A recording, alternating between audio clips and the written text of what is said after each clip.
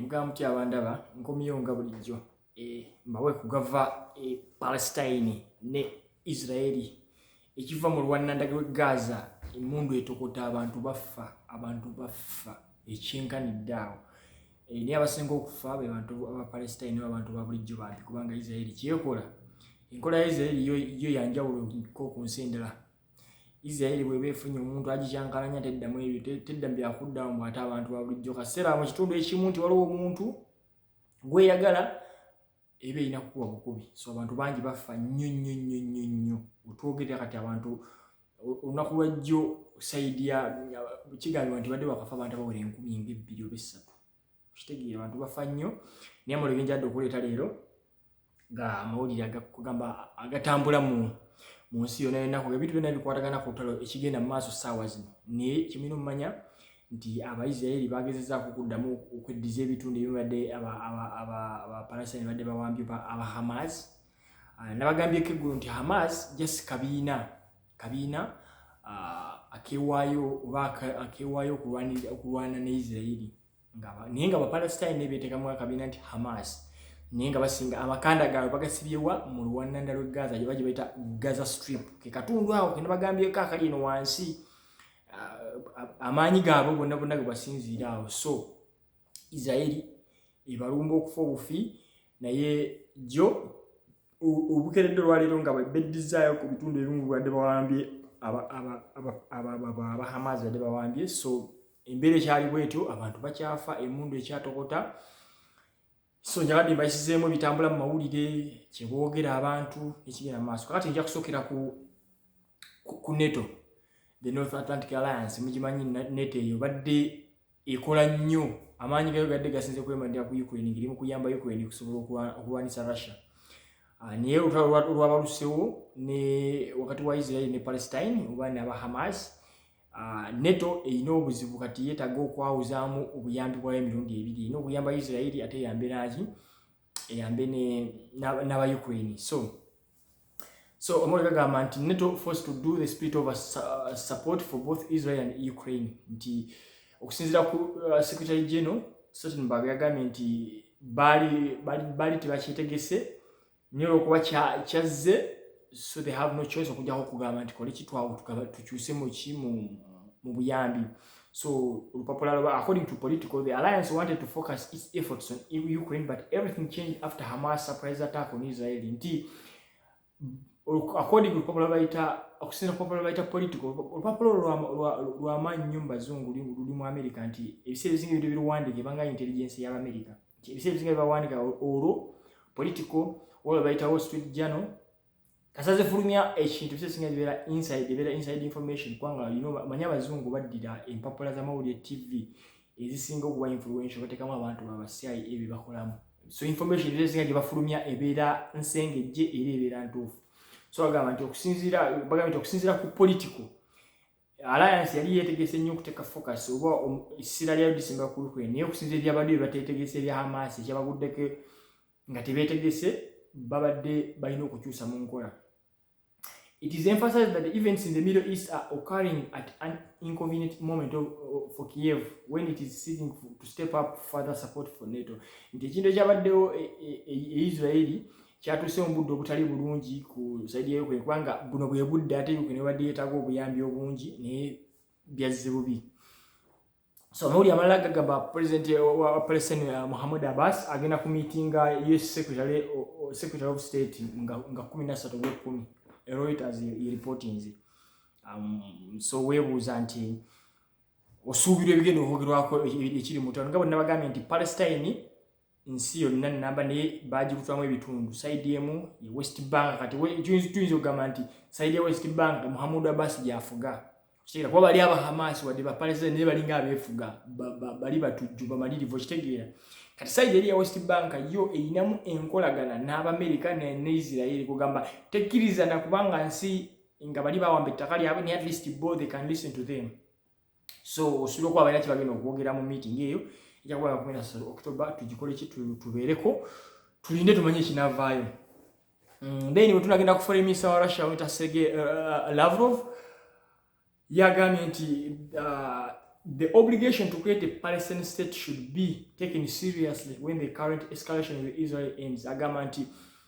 obuvunaanyizibwa obw'okukola ensi ebbiri balina kirina okuteekebwa mu nkola kati kasa olutalo oba conflict eriwo waseneekoma lwansonga nti Russia nga bwe nabagambye nti yeri in between ekolagana ne Israel ate ekola ne Palestine tenza kuvaayo era ndoza mwawulidde tunawulirawo Putin ng'abayo nayogere nawa ensonga yonna oba nayogera ku kintu oba ng'anenya Palestine oba nga bwe yavuddeyo okwogera bwe yagambye nti ensobi kubanga Putin yagambye nti ensobi yabaddewo agissa ku administration y'Amerika nti bafuga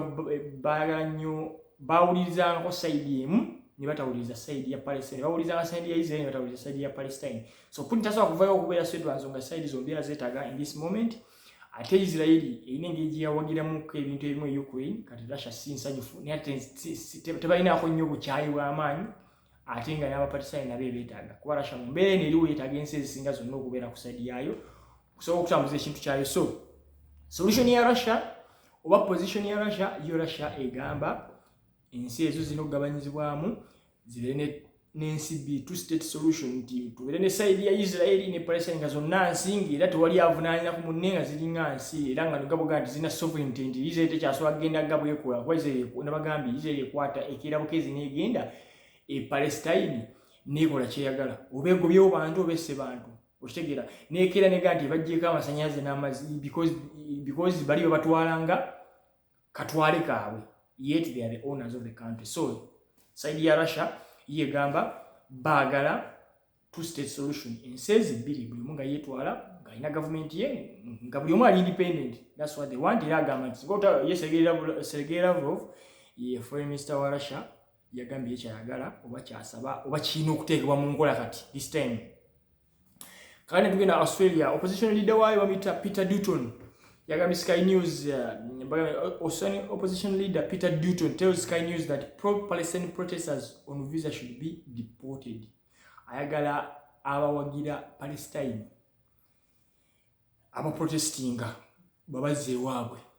agala bagobe mu nsi yaabwe omanyi Israel yamanyi nga nabagye mu Israel onsi zonna kumpi ezifuga abantu abasinga bali bife bikulu gero bakero yalina mu akasaaye be bafuga ensi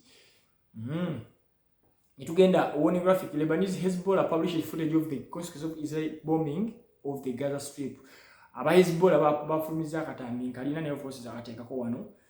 ng'abantu balaga emibiri gya abantu emirambo gy'abantu nga gibasimye wansi bomba abagundi abaisraeli zebakubye mu Gaza Strip. So it's like a warning graphic. Hezbollah publishes the footage of the consequences of Israel bombing of the Gaza Strip. Bodies are being dug out from underneath the rubble of collapsed buildings. Bali mukusima basimi mirambo wansi. Just manye bibi kubanga again Gaza Strip kifo kitono nnyo ne kiri densely populated abantu bangi babira mu kifo kimu kati okusobola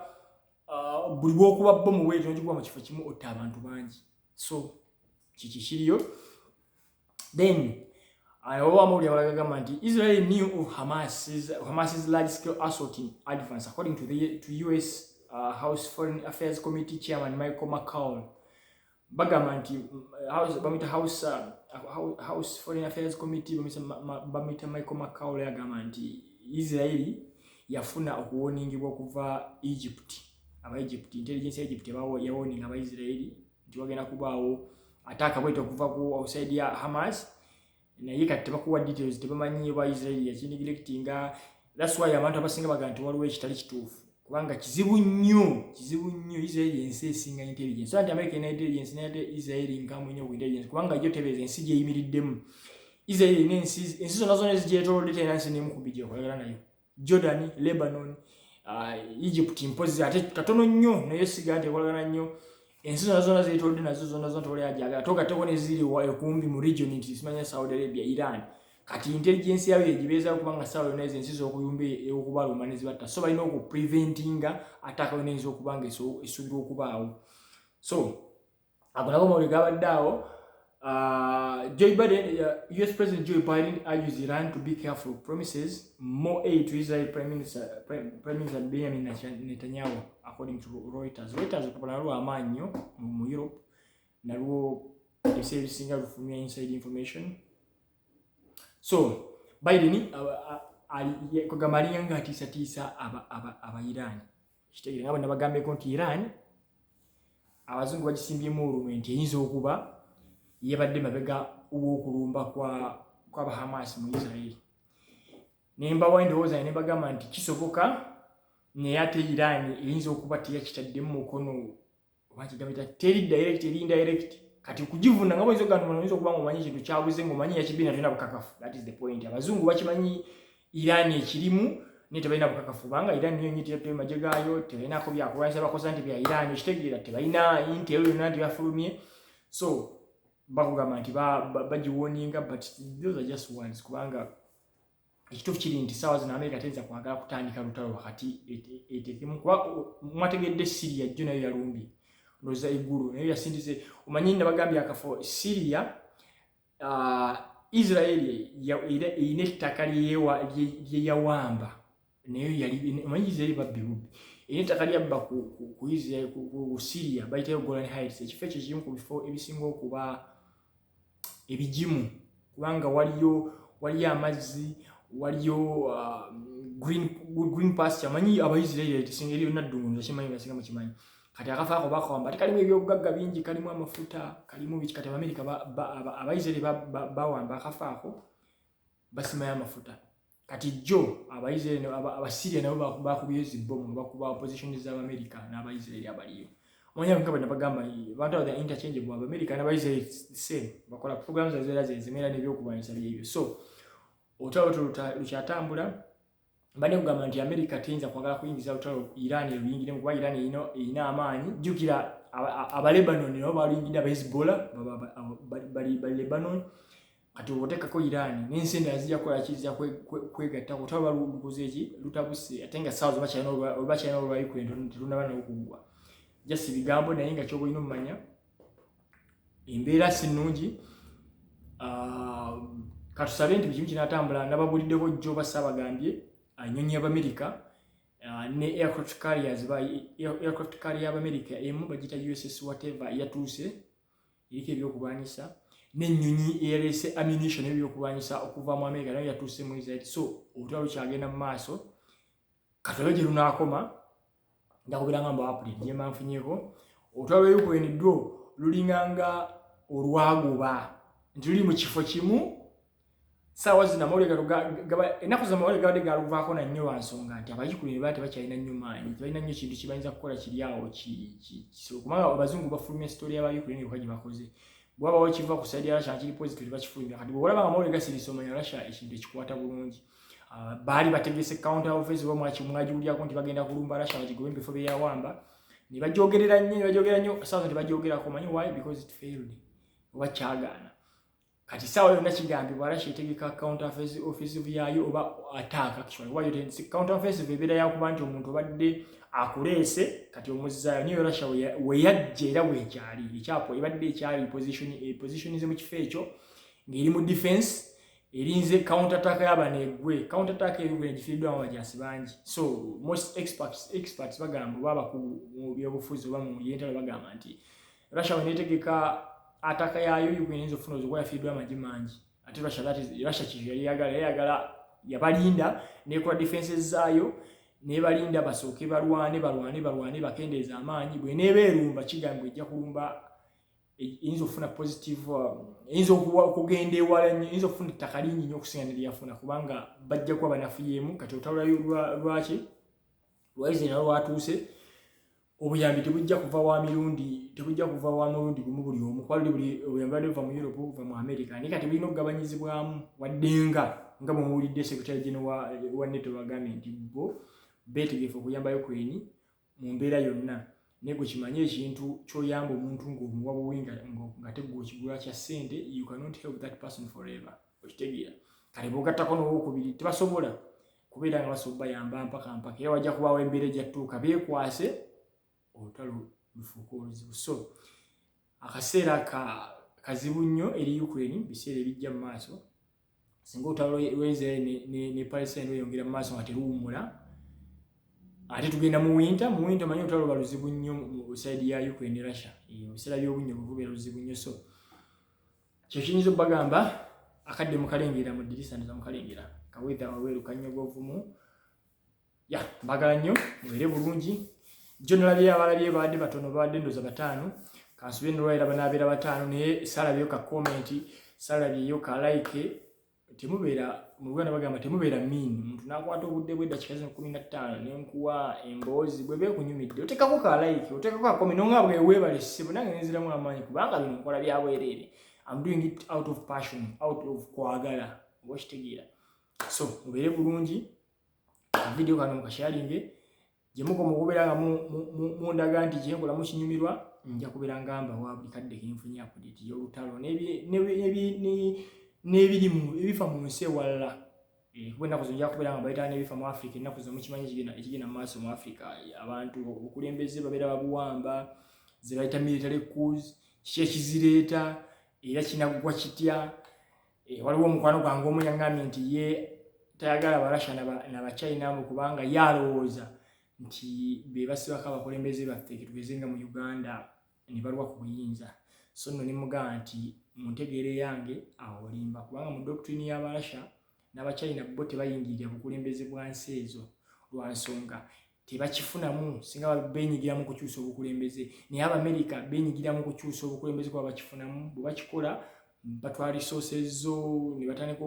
kibaita hegemony kubanga bobeera ngo ina abakulembeze wasaako mu nsi nyingi nga bonna bali ku side yo buli kintu kyolagala okuyisa mu international community kikwangwira kati ate Abarasha that's not their plan kwati bakisobola it's so expensive for them ekigere kyetaaga ensi nga America kubanga America olwokuba nti yo yeyekolera sente printing a sente olwokuba sente zayo zikozebwa mu nsi zonna it's very easy for them okukola ekintu ng'ekyo so nga mugamba nti Russia ogininyiza bwerere omukulembeze yenna aliko mu Africa ng'alemeddeko abeera mukwano bazungu bamulemezzaako bamwagala omuggyako n'akatayi tekasaane mu example ya mukulu Gaddafi olwokuba Gaddafi yali akuyingirira nkola y'Amerika mu bajja ssente oba bafugira ensi ey'okuba nti ayagala Africa yegatte ayagala Africa tubeere ne ssente ez'awamu abeere Africa tubeere n'obuyinza okusalawo ku bintu by'obugagga bye tulina tusobola okusalawo ssente ze tubitunda oba tutunda oba tetutunda twagala tubeere ne banka eyaffe central bank nga twewola ssente mu banka yaffe ne tuzizzaamu without interest rate nga tetwekyetagisa kukozesa dola ekyo omuzungu yatakyagala kubanga ffe katale kaabwe ate ffe raw material bazijja ffe buli kimu kyabantu abasinga from Africa twenyuma but we are the most influential continent ku bazungu abo because almost everything they need to waffe bakirina ate balina n'akatale kuba ffe waffe tulina kyetwekolera everything buli kyetukozesa ku Africa tukijja mu bazungu just imagine omuntu ng'afiiriddwa akatale ako oba nga takafiirwa naye ng'akatale ako kati kalina obuyinza osobola okugamba kino sikyagala kino nkyagala kino nkitunda bwe nti kino sikitunda bwe nti so tewabanga abalimba abazungu basibako omukulembeze w'ensi yo yonna gy'olimu ya Africa bwe tebamwagala avaako era Gaddafi mwakiraba si eka Assad baali bagala mujjako Russia yamutaasa so bakulembeze bangi bazijjeeko buli muntu kyakimanyi n'atasoma nnyo ekyo kimanyi so mubeere bulungi mbaagala nnyo nja bongera video endala kinasinzira ku kwagala kwammwe n'okusaba kwammwe n'okunzira okumpayo mu kibuuza mu komento nga nti tukoleyo video ku kintu bwe kiti njagala nnyo ebintu bya geopolitics n'ebintu bitambula mu nsi yonna I'll be happy okukola video ng'ekyogerako nkole research nkuwe ekintu ekikola ki ekinyuma mubeere bulungi mwera